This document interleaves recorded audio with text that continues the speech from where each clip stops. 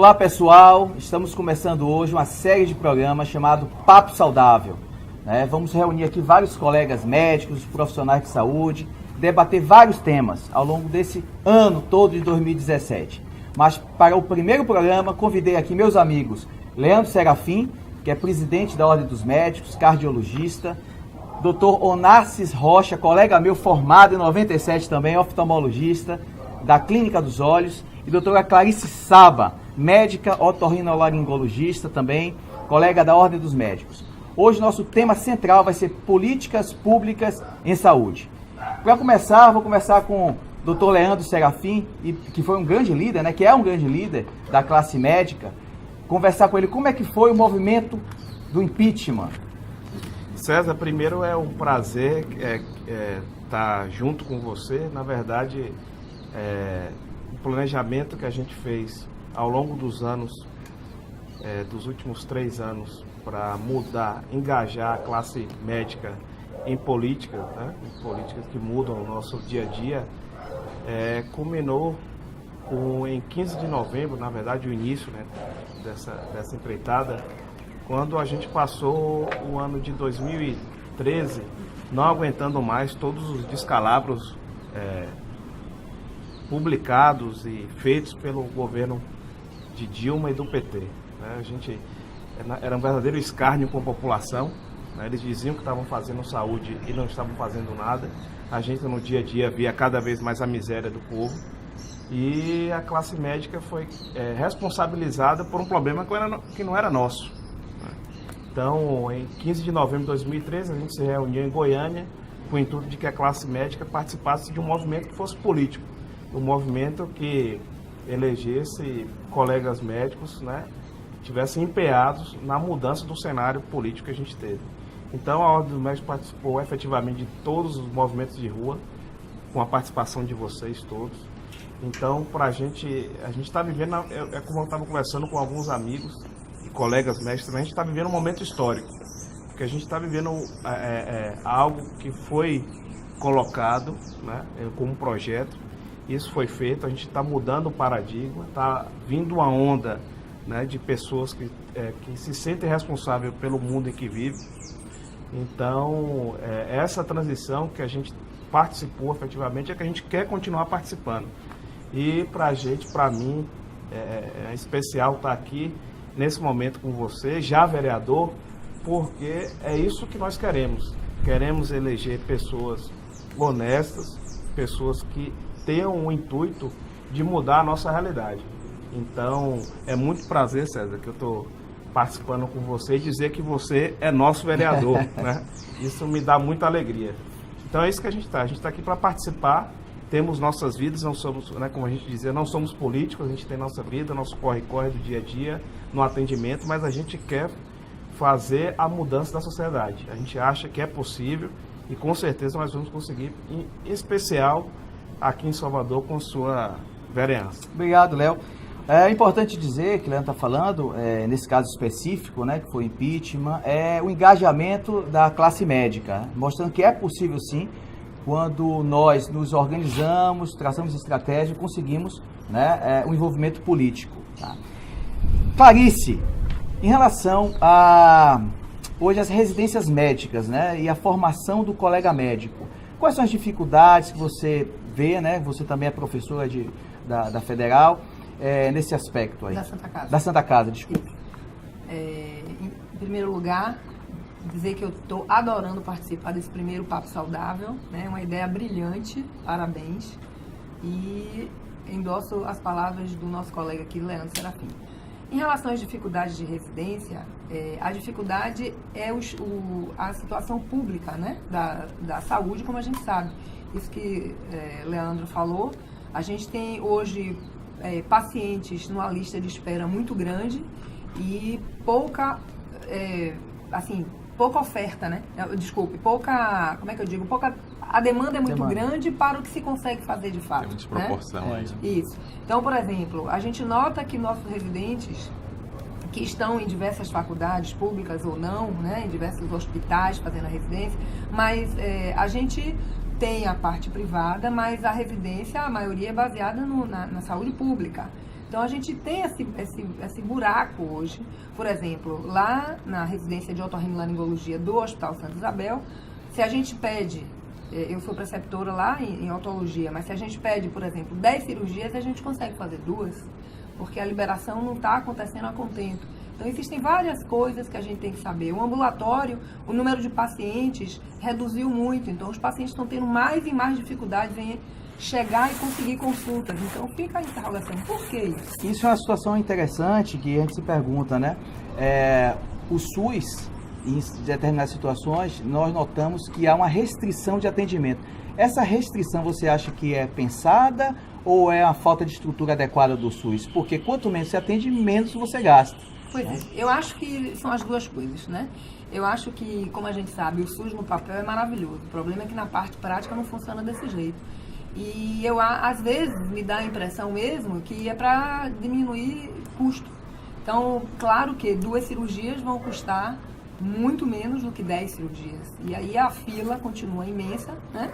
A população sofrida, esperando essas cirurgias, esperando não só a cirurgia, mas o atendimento de uma forma geral.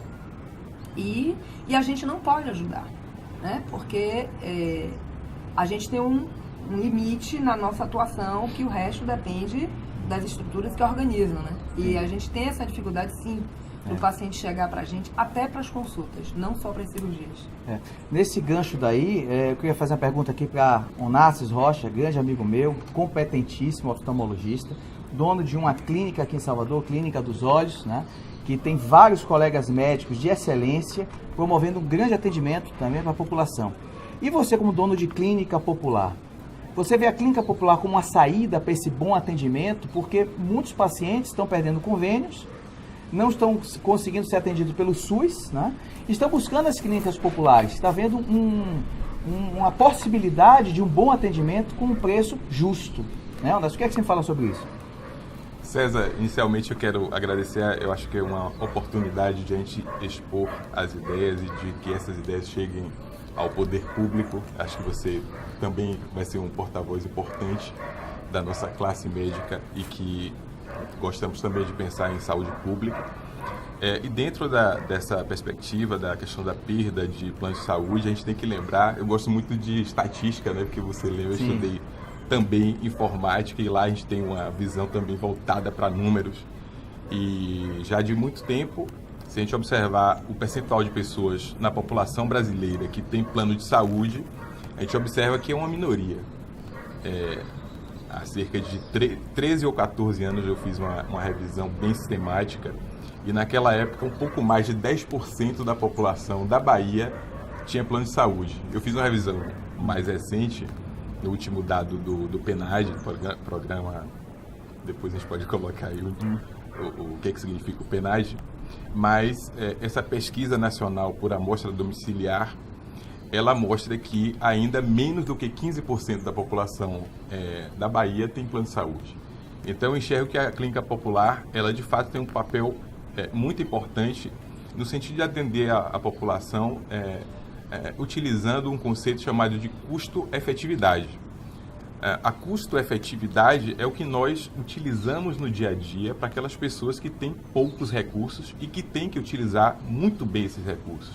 E que eu também penso que o poder público deveria utilizar esse norte para poder custear o diagnóstico e o tratamento das pessoas. Interessante isso daí. O que você acabou de falar, que é verdade, se for analisar em termos de PIB, né Leandro? Cerca de 25% da população brasileira tem plano de saúde, mas o PIB que é gasto com a saúde privada e conveniada é bem superior à saúde pública. Inclusive, nós perdemos em investimento em saúde pública percentual para os Estados Unidos, que é tido como um sistema de saúde mais privatizado, né? Então, é importante esse tipo de conhecimento. Então, falta investimento no SUS, falta uma melhor estrutura. O que é que falta no sugestão, né? Ou é o próprio modelo, né, Leandro? Que a gente conversa sempre isso. Qual é o melhor modelo? Né? A gente tem discutido sobre essa questão de gestão de modelos, né? A gente já sabe que o conceito que foi idealizado do SUS, para a nossa realidade, ele não funciona. Eu acho que a gente, na verdade, tem que... eu não posso querer ser um jogador de futebol me espelhando em um jogador de várzea, né? Eu quero me espelhar no Messi ou no Pelé. Então eu não tenho como ficar falando de um modelo que não deu certo em lugar nenhum. Hoje a gente está vivendo uma realidade, até para países com mais recursos que a gente, que é a Inglaterra, onde um modelo de gestão de saúde que é um pouco socialista, Socializado, exatamente, ela está Socializado, dando sérios problemas na Inglaterra, inclusive com excesso de cargas de trabalho dos colegas nossos médicos na Inglaterra, excesso de efeitos adversos lá. Então, é preciso que se alguém... Eu digo a César e a vocês que a gente precisa de um macho que chegue lá e fale, olha, o negócio é o seguinte, eu só tenho um X, não tenho como resolver tudo, vou chamar uma equipe de notáveis para que a gente faça uma gestão efetiva na saúde. É isso que falta. O que a gente tem até hoje no Brasil são demagogos. A gente vê as pessoas, mudam-se secretários e aí ou ministros e chega, não, tá tudo bem. Tem que ser técnica, né? Não é partidária, que a gente fala, né? Então precisa mudar. A gente precisa ter estudar modelos de gestão de saúde que dê certo. Eu acho, concordo com o que o Nácio falou e eu acredito que a gente precisa trabalhar a máxima, né? Fazer mais com menos. Né? A gente precisa ter uma gestão efetiva. A gente precisa de que alguém nos represente, né? Para isso aí. Você vê que é um assunto polêmico, né? Quando a gente discute o SUS, claro que todos nós queremos uma saúde pública decente, né? Que a gente consiga atender a nossa população de forma decente. Agora, de forma inteligente, de forma planejada. Precisa ter critérios para o atendimento do SUS, né? E continuando e pegando o gancho e o que você citou também, por exemplo, existe um ambulatório de zumbido na Escola Baiana de Medicina, mas que é do SUS, né? Basicamente SUS. Então a dificuldade na montagem desse serviço foi e é muito grande. Então eu própria tive que colocar recursos meus, né?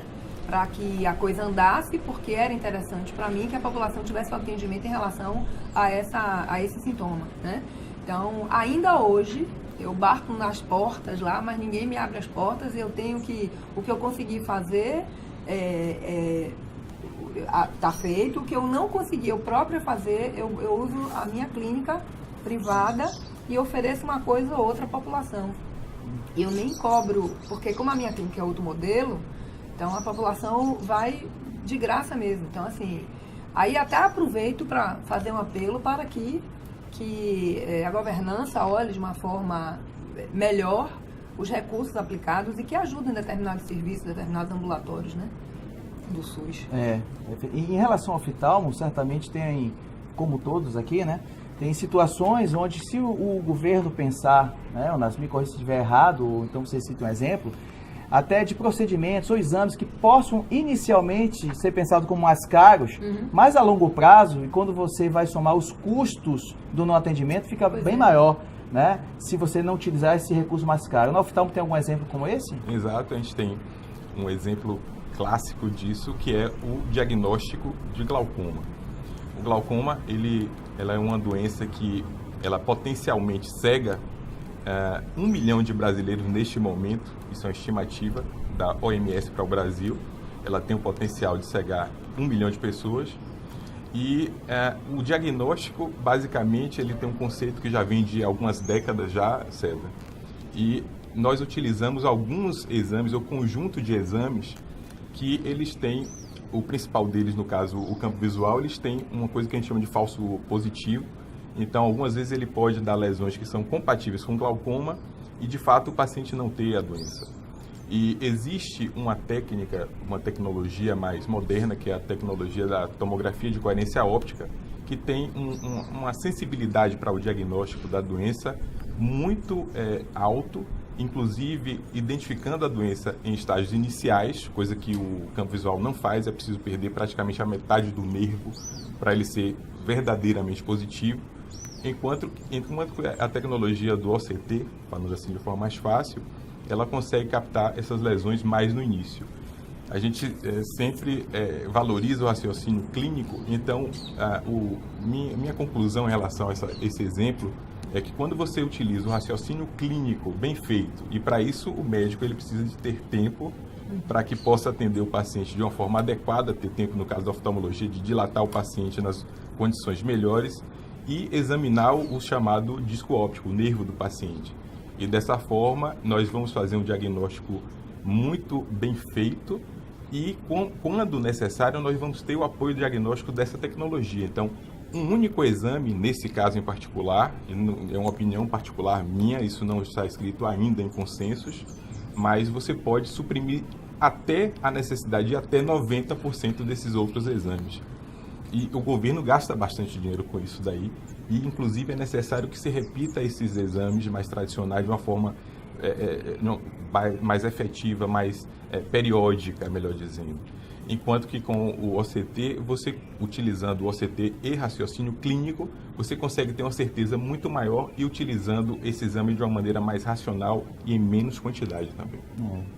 Você vê que a interferência, que a gente conversa muito, né? Eu tenho uma visão mais liberal, né? Claro que eu imagino e até defendo isso, que são os dois pilares mais importantes, a educação e a saúde, o atendimento público, que você não pode ter um país que você não tenha uma população saudável e sem informação, sem educação, né? É assim na Inglaterra. Mas a interferência do governo, às vezes, passa do limite quando nós não temos uma coisa técnica. A exemplo, a última portaria que nós tivemos em Brasília, né, Léo? Onde quer sugerir que na UPA tem apenas um médico atendendo ao invés de 2. Então imagine como será esse atendimento para a população, né, com essa intervenção. Então eu acho que a população também, na sua opinião de vocês, tem que ter uma participação maior também, né, na vida da saúde, né, ajudando. Porque, como o Leandro falou, colocou como problema da saúde ser o médico, e não é o médico. Exatamente. Não é o médico. A população precisa ser esclarecida, e eu acho que isso também vai ajudar muito, esse papo saudável e outras coisas mais. Eles precisam saber. É interessante, Clécio, você estava falando aí, eu até me cocei aqui para falar, interromper você naquela hora, mas a gente fica muito pensando assim, que a gente precisa fazer coisas para a população, e acho que tem que ser realmente assim. Mas tem uma coisa que a população tem que fazer também pelo serviço. Muita gente fica esperando que o governo faça isso ou aquilo, mas no seu caso, por exemplo, as pessoas que estão faltando às consultas, elas estão retirando outras pessoas que poderiam estar lá naquele momento. Isso é fato. Então, um simples telefonema ou comparecer ao local para comunicar que ela não vai poder comparecer, ela vai aumentar o número de atendimentos que são de fato efetivos dentro do SUS ou dentro de uma clínica privada popular e de convênio, etc. Então, as pessoas precisam ter essa consciência, né? Não tem condição de ir, elas têm que comunicar e tem que ser desmarcado. Eu acho que o grande problema que está quando foi feita a lei do SUS, que diz que a saúde ele é um dever do Estado. Eu faço sempre catequizo os pacientes no consultório, e quando ele fala que é um dever do Estado, então eu, indivíduo, tiro minha responsabilidade com minha saúde, é o Estado que tem que me prover, mas eu esqueço que eu preciso ter bons hábitos de vida, né? Eu preciso fazer atividade física, me alimentar bem, eu preciso marcar a consulta e ir, não é verdade? Preciso tomar meu remédio no dia, pingar meu colírio e etc. Coisas que realmente a gente precisa que a população seja parceira dos profissionais de saúde, que realmente está muito difícil.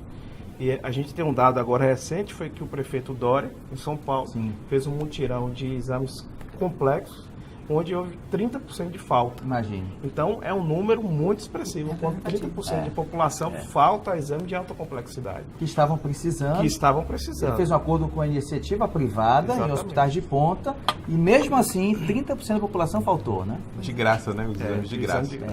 De graça, quer dizer... Nada de graça, tá? De graça, eu digo, as pessoas não tinham que pagar por expulsar naquele momento. E mesmo assim, elas não foram, 30%. Pagariam, É preciso que faça realmente que a população entenda que ela precisa também fazer sua parte. Eu acho que, na verdade, acho que até o interesse de todos os políticos que tem hoje em dia, e como eu falei, dos demagogos da saúde que vêm ao longo dos anos, tirar isso da população. Não pode deixar que eu resolva para você. Na verdade, não resolve absolutamente nada. Né?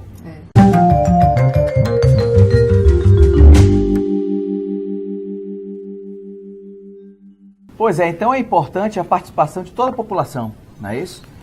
tirar esse estigma que tudo é culpa do médico, não. Existe um sistema de saúde que é deficitário, precisa ser melhorado, mas com a participação da população junto com a classe médica a gente pode melhorar bastante, com várias soluções que a gente discutiu aqui. Queria agradecer a vocês todos, Leandro Serafim, Onassis Rocha, Clarice Saba, pela participação, e também se inscreva no nosso canal, curta a nossa página e acompanhe a partir de hoje o Papo Saudável. Um abraço a todos.